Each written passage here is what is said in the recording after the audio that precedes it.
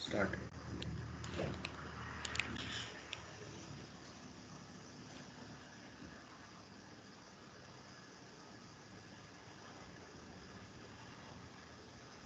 Yes.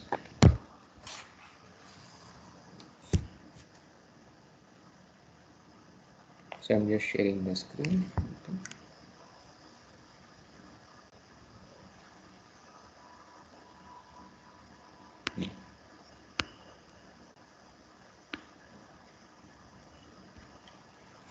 Okay. So now when we will start, you people are able to see, right, the whiteboard also. Yes, sir. Okay. So now so the last class we are starting this you followed, right, the stability of frames. Okay. So now as already you have seen, so essentially you see we will be using this slope deflection method. Okay, of course you can use this matrix stiffness methods and others also, but this is the one which is widely used in practice. Okay, the slope deflection method. So as already we told, right, so if we are having any frame, say, okay, so whether it is whatever it may be, so it can have base or this side or so many whatever complicated frame you have. So now the so the how to proceed.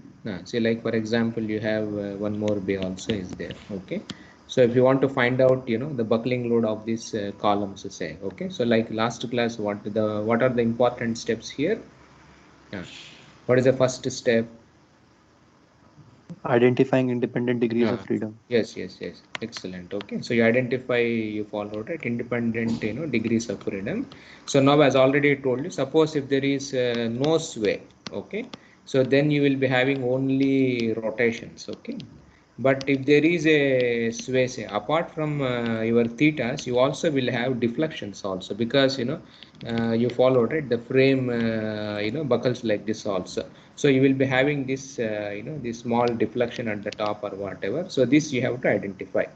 Then you write slope deflection equations, okay, for beam as well as for the column. Okay, so both you have to write. Okay, and now here also one important step is generally in the anyway we are interested in the columns. So slope deflection equation for column is different, so that s1 s2 they have cot beta, tan beta, you followed it, all these terms will be there. Now when it comes to beams, say, since anyway we are not interested in the beams at this point, so you can use your old undergraduate, you see, the slope deflection, like 4 theta a 2 kind of a thing, you can use this. So write slope deflection equations. Then the next step is you write moment equilibrium at each joints. Okay, so you write moment equilibrium equations. So you substitute actually. So substitute slope deflection in this moment equilibrium equation. So finally you will have a matrix kind of a thing. So here you will be having a thetas and a deltas. If there is a sway, delta will be there. If there is no sway, only theta will be there. So you have an eigenvalue problem like this. So you solve this eigenvalue problem, say. So you will have roots actually. Okay. So you have the roots. So now of course each root, say, like if you are having 3 roots are there, it doesn't mean it has only 3 solutions. There are infinite solutions are there corresponding to each root, to say. Okay, so you will have so for each root you have a transcendental equation. So for each root, you will have a transcendental equation. You have to solve. So anyway, right, transcendental equation means you will be having several unknowns will be there. So now use them. So you will get the root section. So now for each root you find out, and finally you find out this lowest root kind of a thing and use it in design. Okay. So this is a procedure. How to find out, you see, for the frames. So last class we have seen buckling with the without sway we have done. So just the same problem, say. Okay, so we will see if sway is also there, say, how it is going to behave. Okay, so the same problem what we solved in the last class. Okay, so we had a frame, that is a 2 bay. So of course we said simply supported. Okay, this one. Then okay, so sorry, this is your other, the third one. Okay, so this was the problem which we were solving, you see. So PP kind of a thing. Okay, so A, B, our notations, everything is same. It's C, D, you followed, right? So E and F. Okay, So LC is the length of all the columns, and LB is for the beams kind of a thing, and all are symmetric we have said. So LB, LC.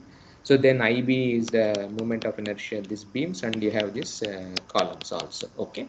So last class we have seen the most important thing.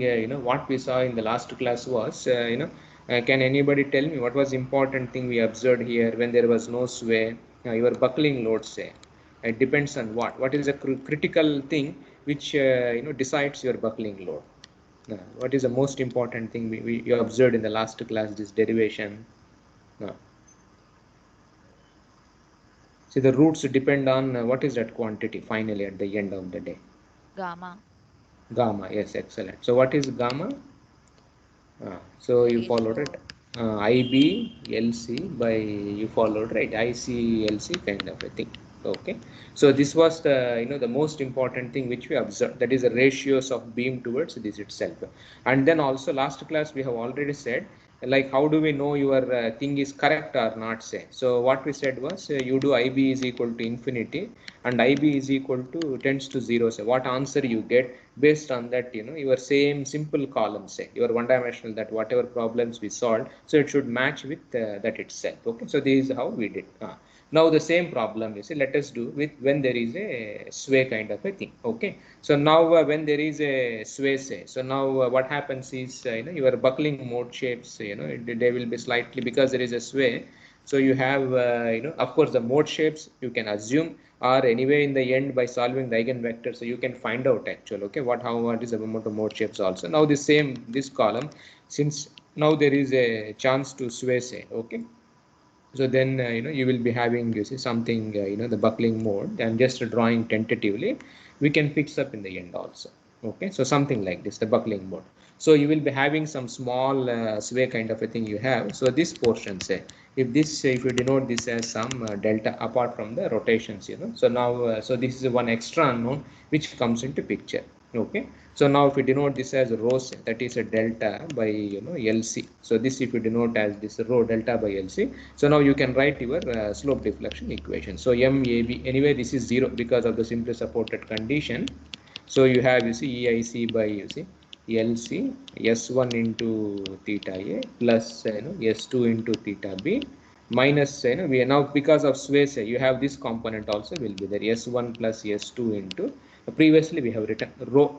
We used to write as delta by LC, just we have substituted delta by LC, we are just denoting as this rho itself. Okay, because anyway the support this MAB is 0, so you have theta A is minus you see S2 by S2 by, you see, so S1 theta B plus S1 plus S2 by S1 into rho. Okay, so you have a equation between theta A, theta B and rho. In the previous class when there was no sway set, okay, then rho was 0, so it was more or less same what we discussed previously. Now similarly you write all the equations. So MBA, so EIC by LC, so S1 into theta B plus S2 into theta A minus S1 plus S2 into rho. Okay, so now you substitute because theta A in this expression, so you have MBA is equal to so EIC by LC, so S2 square, sorry, S1 square minus your S2 square by S1 into, you see, your theta B minus rho. Okay, so in a similar fashion, so you can write for all other expressions MCD because of symmetry, say you can easily write this one. So EIC by, you see, LC, and of course you can write this expression, you see, some small c which we denoted in the last class. So theta C minus rho, and even MBA also you can write. Okay, that entire quantity, say, so EIC by small c times LC theta B minus rho. Okay, now when it's, because that c is anyway that S1 square minus S2 square, that expression comes. Now similarly, say, so MEF also. Okay, so EIC by c times LC, so theta E minus rho. So these are the slope deflection equations for the column. This small c is anyway is connected to this one actually, S1 square minus S2 square by S1. So these are the slope deflection equations for the columns. So now you have to write for the beams also. Okay, Now, as already I told you, for the beams, say you can use whatever in undergraduate. So this S1, S2 will be 4, 2 kind of a thing itself you can use. Suppose if there is any lateral loads, then maybe you can, and if you are interested in the buckling of the beam also, say, then maybe you can use that column equations itself. Okay. So now MBC. So this one will be EIB by LB. 4 theta b, so the same whatever we studied in your undergraduate, so 2 times theta b. Okay, now similarly say mcb, so this one will be eib by lb, so for 2 times theta b plus 4 times theta c. Now in similarly say you write for all the things, so ce, so this is eib by lb, 4 times theta c plus 2 times theta e, and then you have mec. So this also is you just for completeness, so eib by lb 2 times theta c plus 4 times theta e. Okay, so these are for the beams, so all the moments we have written. Okay, so now here how many independent variables are there in this problem? Now see how many independent variables are there. The kinematic variables, essentially the geometric boundary conditions, if you see, because of this problem say, so how many are there in this problem? 4. Now 4. What are those 4? Theta b, theta c, theta e, and delta. And delta. Excellent. Okay, so and of course theta a, theta d, they are all 0 0 itself. Okay, so they automatically goes away. So now you are having 4 sign, so theta a, such theta b, then your theta c, then say theta e, then you have this delta or this rho. Okay, we are writing in terms of delta or rho, you can do. So these are the 4 unknowns are there. So now you write, so slope deflection we have written, now the joint equilibrium. Okay, so these equations we write. So now the joint equilibrium equations at joint B, same like whatever we wrote in the last class, MBA plus MBC is equal to 0. Then at joint B, now joint C, so MCB plus MCD plus MCE is equal to 0. Then other ones, now the joint E, so you have MEC plus MEF is equal to 0. So 3 equations you have. Now here, one, what is the problem you face here? Now, so if you observe this carefully, what is the problem you face? 3 See how equations, many? 4 unknown. Fantastic. So you are having 3 equations are there, but you are that independent variables, they are basically 4 are there actually. Now how do you solve this problem?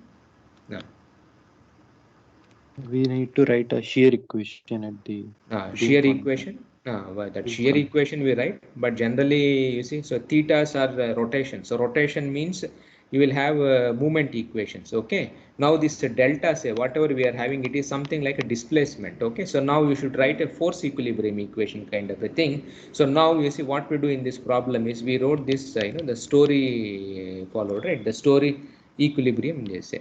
Okay, the story equilibrium equation. This has to be in terms of forces. Okay, so what we assume here is so this frame say. Okay,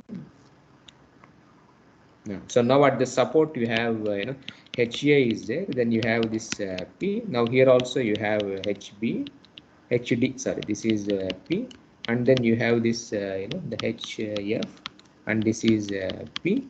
So now so what we, so this is your buckling mode. Okay, so previously also we have drawn. Okay, sorry.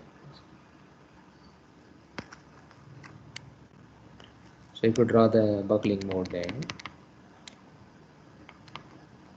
Okay, so this is our delta we have already set. So now we write this equilibrium equation, that is your HESA plus HD plus HF. So this is equal to 0 anyway because there is no lateral load here. So now to get the third equation, we write this moments. Okay, so that you take moments about see about the top of the column. Top of the each column. Okay, so 3 columns are there. So we write this expression actually. Okay, so that is sigma, AB is equal to 0.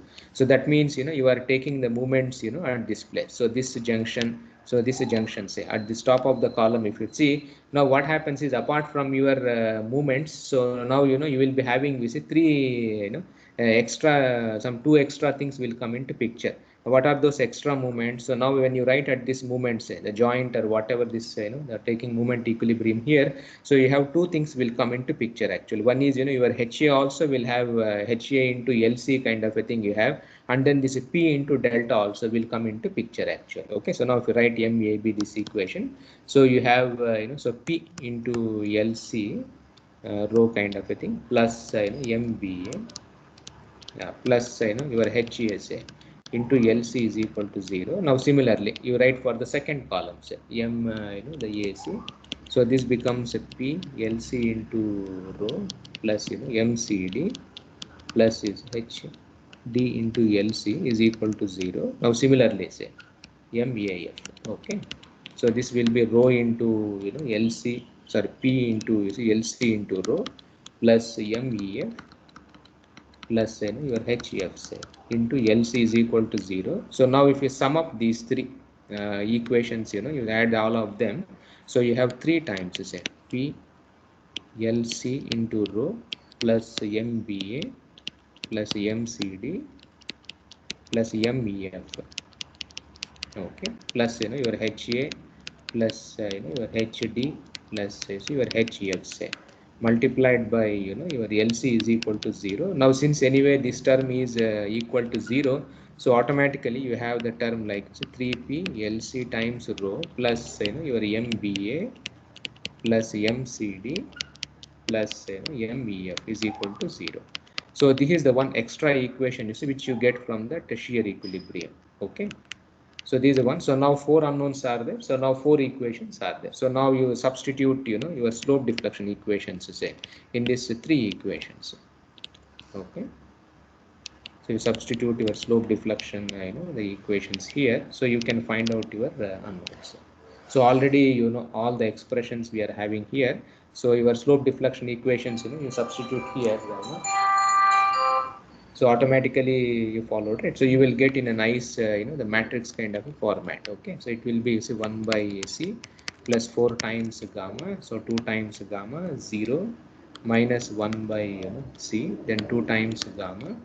So 1 by C plus 8 times gamma, then 2 times gamma minus 1 by C, then 0 2 times gamma.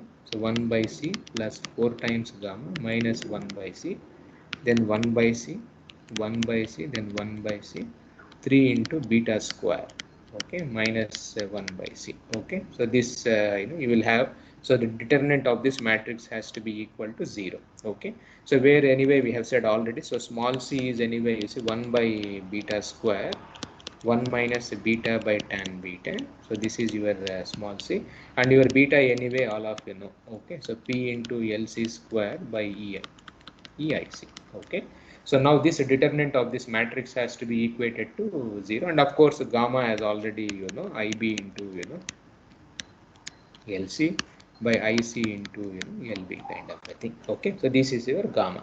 So now so this is determinant, say, so when you try to find those characteristic equation or something, so you will have 1 by C plus 4 times gamma multiplied by, you see, your beta square 1 by C square plus 12 times gamma by C plus 24 gamma square.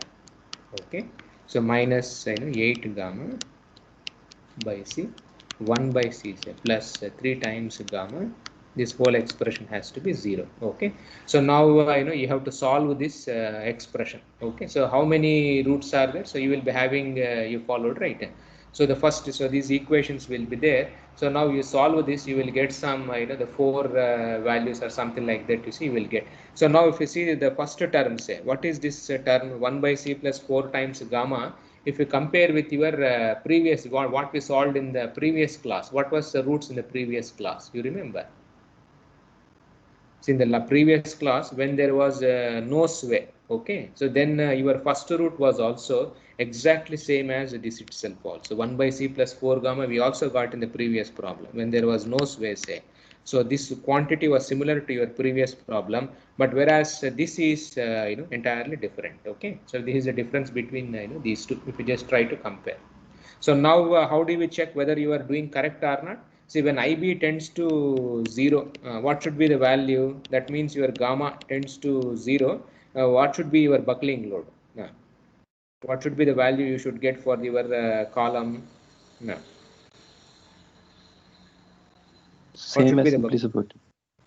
So be careful. Now here there is a sway is allowed. You followed, right? When sway is allowed, say. See, now this is our problem. Hold on. When sway is allowed, okay, sway is allowed, and then IB is 0. Now what should be the value?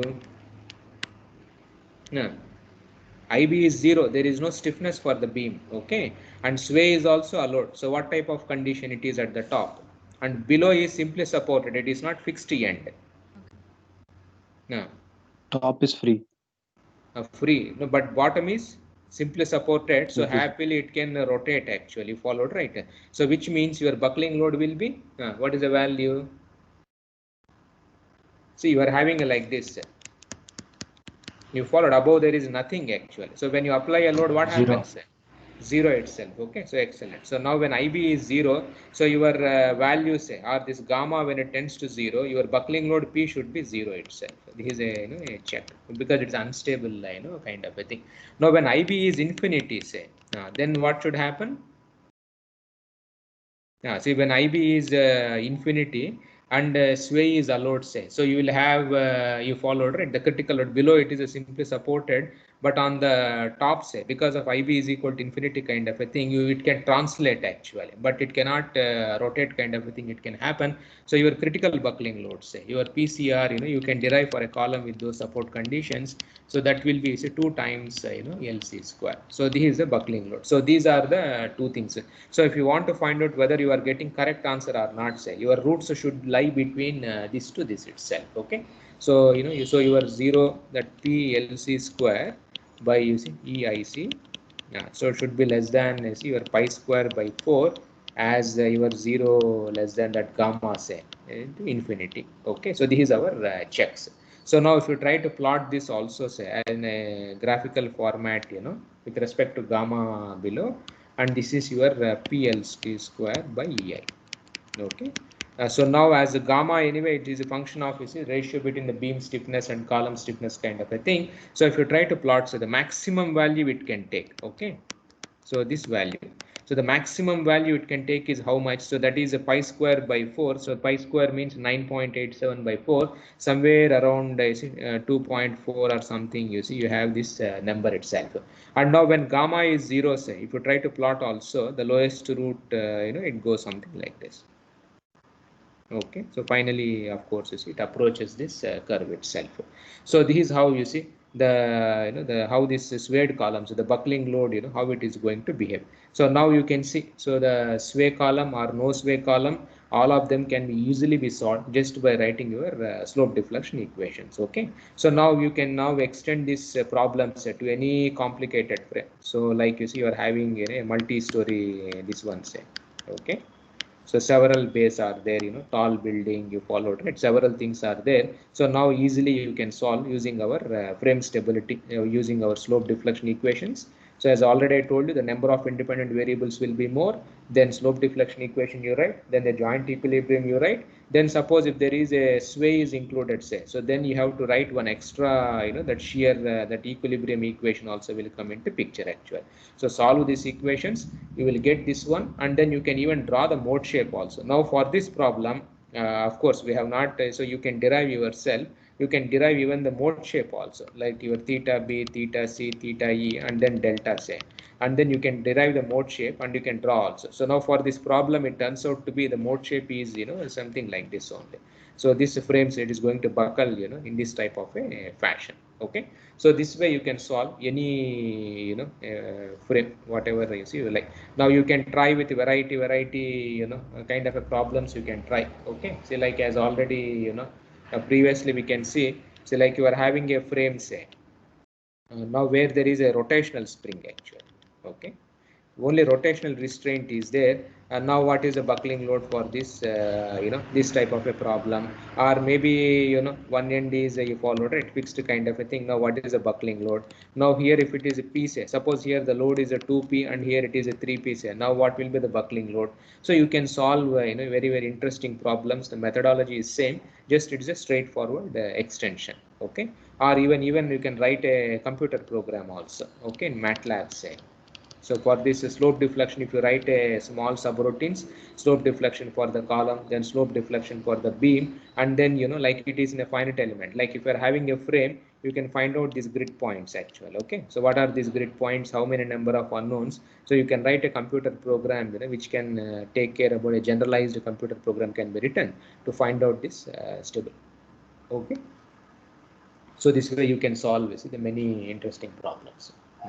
So fine. So with this, we will close our frames kind of a thing. So we will go to our next thing. Okay, that is torsional buckling.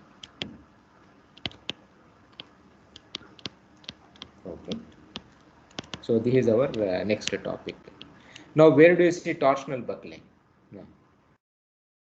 See, frame buckling, column buckling. These are anyway daily followed, right? We all know very nicely. Now, where do you see torsional buckling? Yeah. Beams. Buckling due to beams, where you will see. What do you call that one in beams? I think in Lateral steel design torsional also. Open buckling. sections. Open sections, fantastic. You would have studied in ISA that steel design course you followed CE 3050, but at that time we don't teach in detail, just IS code gives actual. Okay, so in our IS 800 say there is a lateral torsion buckling. You remember one formula is given. Yes. What is that formula? Can anybody remember? Of course, it's very difficult, but yeah.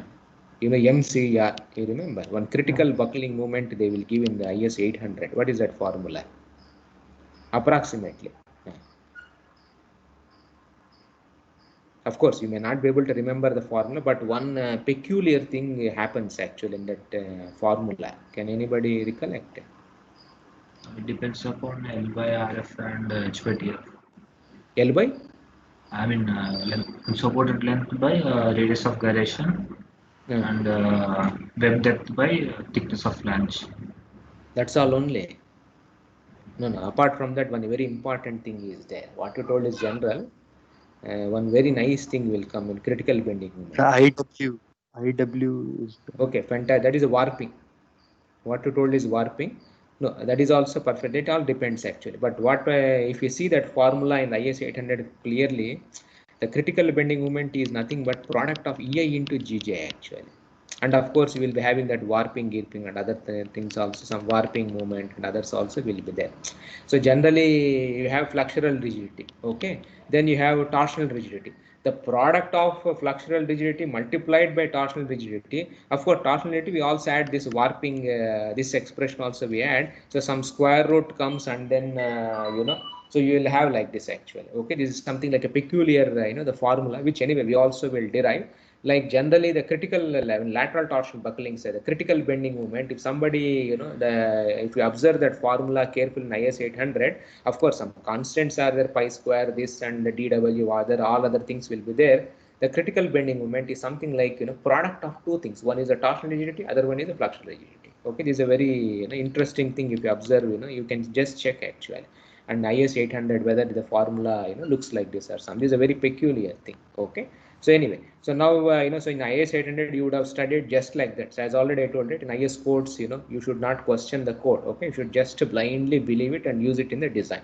Now we will derive this formula, how it came, and all those things. We will see now in our next, this torsional buckling. Okay, and now you have some people you have pointed out, right? Torsional buckling occurs in open sections. Now, if it is in a beam, say beam or a column or whatever, you can have buckling. Whatever buckling we saw until now is a flexural buckling only for columns, like bending. It is going to buckle kind of a thing. Then you have now we are introducing new buckling, that is a torsional buckling also.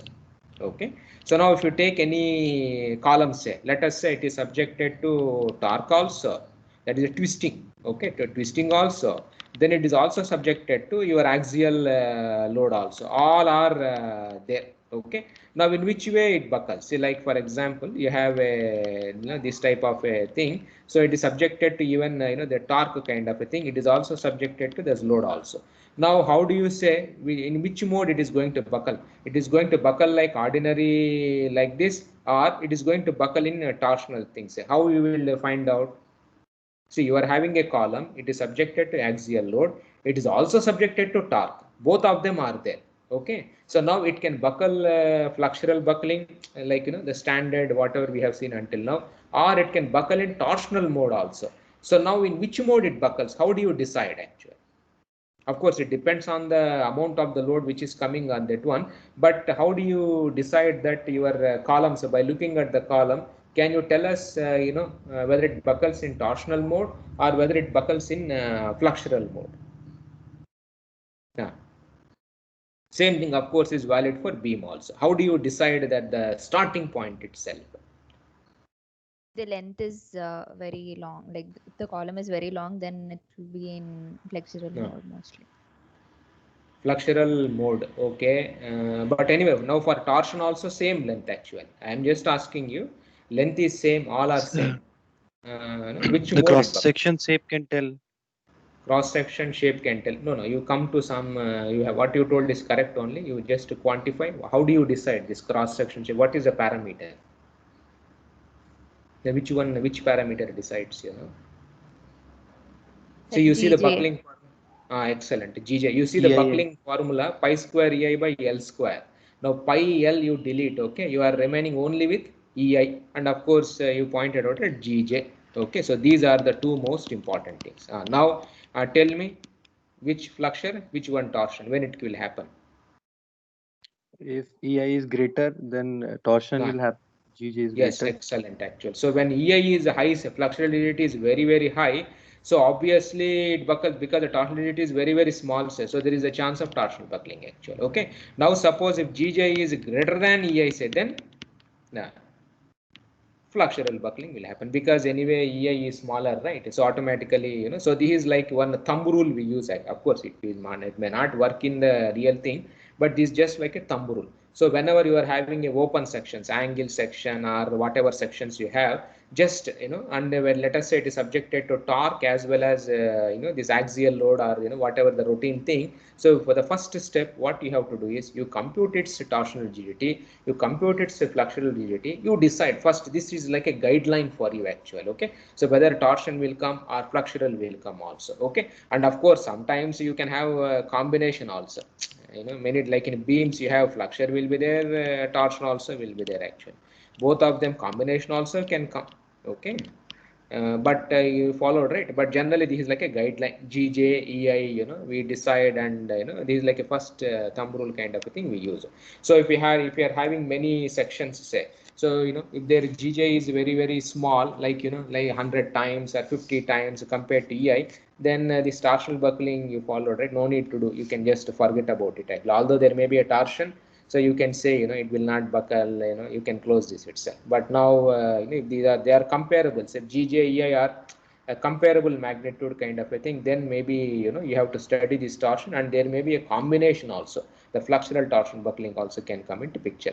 Of course, flexural torsion you will see essentially in the beams, that lateral torsion buckling. Okay, and as already I told you, before solving the problem itself, the interesting thing here is whatever you are going to find out, say the buckling load or this one, you also observe the derivation, but all are the product you follow, right? The product of EI into GJ will give you the this combined thing itself. Okay, very easy to remember this formula, that EI into GJ kind of a thing. Okay, so now let us see this flexural torsional buckling. Yeah. So now for this, you should know this torsion, and because you are having open section, so the for circular cross section, say, so whatever you studied in undergraduate, that Saint Venant's, theory is there, right? That Saint Venant torsion, that is what sometimes people also call this as pure torsion also. This is perfectly valid, but when you are having open sections, this type of sections, rectangle, angle, you follow, right? Channel sections kind of a thing. So warping also you have to consider in your calculations. Okay, So, I don't know how many of you done, the last year, this advanced mechanics of structures course, say last year, generally in advanced mechanics of structures, we teach this torsion in great, the detail, okay, warping, the membrane analogy, so many things we teach there. So last time, if you would have done my course, I think some of you have done my course, you would have done a lot of things in the warping also, okay. So we will use all those formulas here also, okay. So now this sometimes, and this is also known as non-uniform torsion. You followed. So non-uniform torsion, but it is very easy you follow, right, to deal. So now in pure torsion, so that is Saint Wienert's torsion. Okay. So all of the circular cross section you would have studied in your undergraduate. You remember the torsion formula? No. So if angle of twist, okay, if it is beta, if you denote this as beta, right, T by J is equal to G d theta by this thing is, you follow, right? You remember that formula, sigma by R kind of a thing you would have done in your undergraduate. So your torsion, say, so that formula was, you followed it. So Gj, so d beta by dz kind of. So if you are having, you see, a circular cross section, say, okay, and let us say this is Z, okay, for time being, and if it is subjected to torque, okay. So now all of so this angle of twist and other things will happen. So if you take any section, cross section, so this angle, say, okay, so this is your beta, angle of twist, okay. So this is your torsion formula, say whatever you studied in your undergraduates, okay. So this anyway very well in your this thing. So now let us see this non-uniform torsion.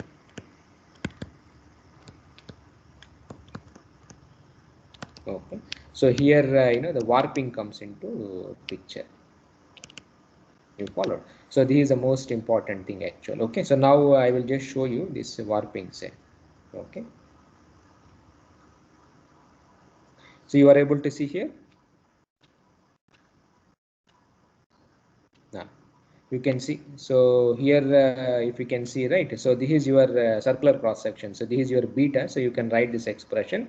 Now when you are having an I section, say, so now you can see this I section subjected to torque, say, okay. So now you can see this is what we call as warping itself. You can see the flanges, how they are moving. So this generally for I sections, what we assume is web doesn't give any, web is nothing followed it. Only thing, this warpings are, this torque is resisted by only the flanges. You can see the bottom flange and you can see the top flange, okay. So what has happened to them, you see, because of this torque, say, the whole bottom flange has gone this side, whereas the top flange, you see, it has gone by other side kind of a thing, okay. So now so you can see if you take a cantilever kind of a thing, say, okay, here see when it is subjected to torque. So now what is happening here, so when you see an I section here, so this portion, say, just 1 second.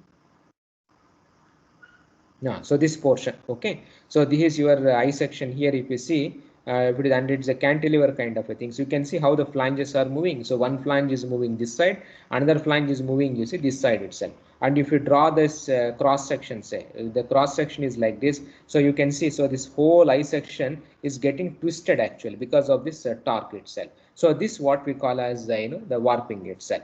And now what is meant by warping here, so you are having here one shear here, one bottom shear. So this warping is resisted by this the shear force itself, okay. So now let us write that one. Yeah, so now generally when there is a warping, okay, so what we do is so this warping is same as your you see that Euler-Bernal beam theory, okay. So we use this fluxural buckling only, more or less exactly same actually, okay. So we write this warping shear. So this warping is resisted by this shear. So as already I told you, that I showed you that figure there. So this is your I section, okay. So it is twisted actually. So we have seen that because of the twist, you are having one VF here, another you see the VF here. So this gives you, this warping restraint kind of a thing. And this warping things generally in our torsion non-uniform theory. So this warping theory or this non-uniform torsion, we assume it to be same as your flexural buckling kind of thing. One means it is like an analogy actual. Okay. So this warping, so this V is using your shear force and bending moment. This one, so you can write your derivative of this flange bending moment. Okay, so this is an assumption here. So here we say that your warping is basically resisted by your flanges only. Okay, so this is an assumption. So Webb doesn't give anything like this. So we do like so. Now finally your torques, total torque is, we say that it is two things. One is your Saint Venant torsion kind of a thing, that is your pure torsion, and plus you have this warping, the torsion kind of a thing. And your warping torsion, say this TW or the Saint Venant torsion anyway, we just know it Gj into d times beta by dz kind of a thing. And now this warping torsion, say so this warping torsion we say. So the restraint which comes is basically, so if this is your H, that is for the I section, say if this is your H, so due to this couple, because of VF, this one you are having a couple here, so this resists your torsion itself. So that is, so the warping torsion is written as so VF into this H itself, or you can write this as so you DMF, the flange, divide this DZ into H. And now if you use your the Euler-Bernoulli that equation, so EM is equal to EI into so EIF, so D square X by DZ square. So our notation is like this. You can see the textbook also in Chejes he has given. So the same notation I am following. So this is your x-axis here. So now IF into D square X by DX square we write DZ square. And finally here, if you see this the notation here. Yeah. So now you can see, so your X say, so this how much, so angle of twist is B. So beta is your angle of twist and you are having this X say, okay. So you can take tan phi, so tan beta is equal to, you can write in terms of H by 2, this X will come. So this is your quantity, so H by 2 into X. And now when beta is very, very small, say, you can take tan beta as same as beta itself. So now we can derive, the relationship between these two also. So you can assume that, so you are this X, so as when beta is small, okay, so your tan beta say is same as beta kind of a thing. So you can write that X, okay, as beta into H by 2. So now you can substitute, so your MF say is EIF into H square by 2 D cube, sorry.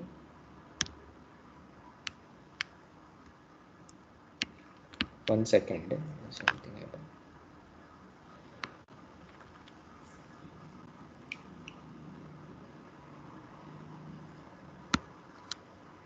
Just 1 second, my pen is not working.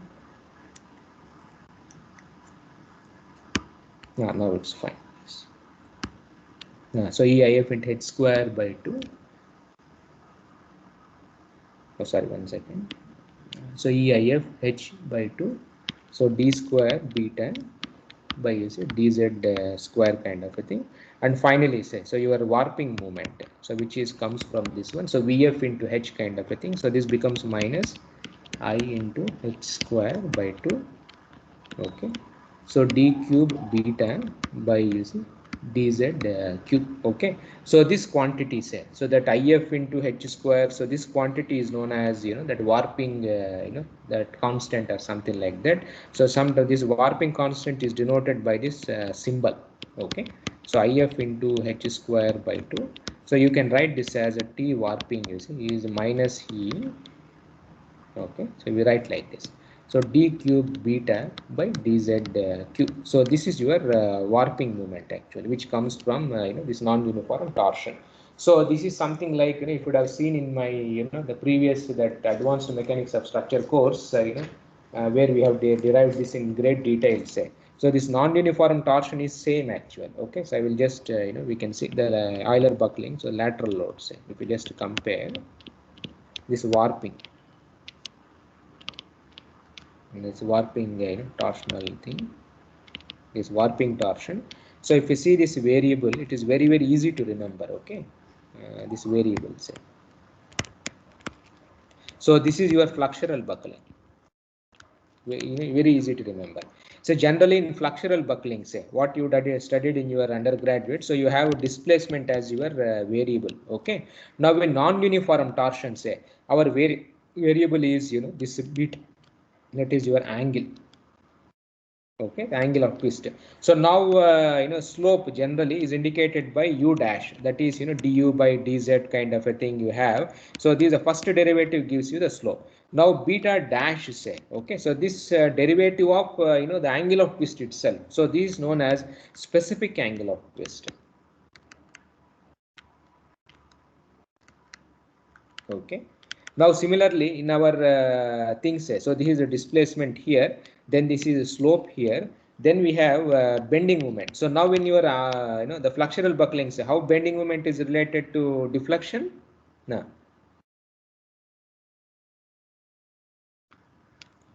see what's the relationship EI in y bending? double dash. That is second derivative. Okay, so now your second derivative say, so that is EI u double dash. This gives you the bending moment. Now in warping torsion, say we call this as warping moment. Actually that's the second derivative. Okay, so warping, that means your E, I, W, whatever warping constant you have, beta is a double dash. So this we call as a warping bending moment. Now what is the third derivative of displacement in your ordinary flexural buckling? No. Shear. Shear. Okay, excellent.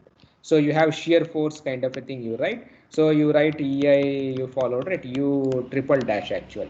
Now here, what is the third derivative? What does it indicate? Now just see the above expression.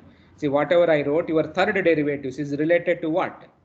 Now torsion itself. Okay, so now this quantity, the analogous thing, so shear force, whatever you call there, say, so this we call as, you see, torsional warping movement actually. Okay, so here you should not confuse actually. Okay, see sometimes in our in our undergrad, that is in our Euler flexural buckling, second derivative is what we call as a bending moment. Now when it comes to non-uniform torsion, say there are two things. One is warping movement, other one is a torsional warping movement actually. Okay, so your warping movement anyway is related to your second derivative, but the third derivative is torsional warping movement, and this is what gives you resistance to your torque kind of a thing. So this is what is TW. So this is a very, very important thing which you should remember. Now the fourth derivative, what is related? What do you get in the fourth derivative in flexural buckling? Fourth derivative is related Load. to be careful, load per unit length. Okay, Q. So distributed load. Okay, load per unit length. Now here, what is the fourth derivative? So E, your warping constant or whatever. So beta, this one. So this is related to distributed torque. You followed. So this is a very, very easy way to remember things. Warping, it is slightly the complex kind of a thing. But if you can have analogy, say between lateral load and warping torsion, nothing. It's very, very easy for all of you to remember actually. Okay. So now suppose in our in the last course last year, so that advanced mechanics of structures, we have done several problems. Okay. So you can just go through my notes also. Say like for example, if you're having a simply supported beam, suppose all of you know, right, how to compute for UDL. Everybody knows. Okay, UDL means you all know how to compute the deflection, everything. Now suppose if you have the same problem, say, okay, now it is subjected to torque, distributed torque actually. Now how do you compute angle of twist? See, the same problem, simply supported beam subjected to uniformly distributed load, you know how to calculate. Now same simply supported beam subjected to uniform torque actually. Okay, so now to find out your betas here, beta dash, the bending moment, not bending moment, warping moment. torsional this moment, you can easily calculate by this analogy actually. Okay, so using the same equations, replace I with IW, U with beta, and then you can solve the problem. You can get to see all these loads itself. Okay. So anyway, so I will stop here. So the next class, we will continue our discussion in this torsional buckling. Okay. So if you have anything, you can ask me.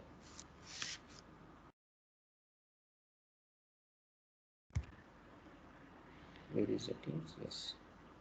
See, all of you have submitted the assignment, right?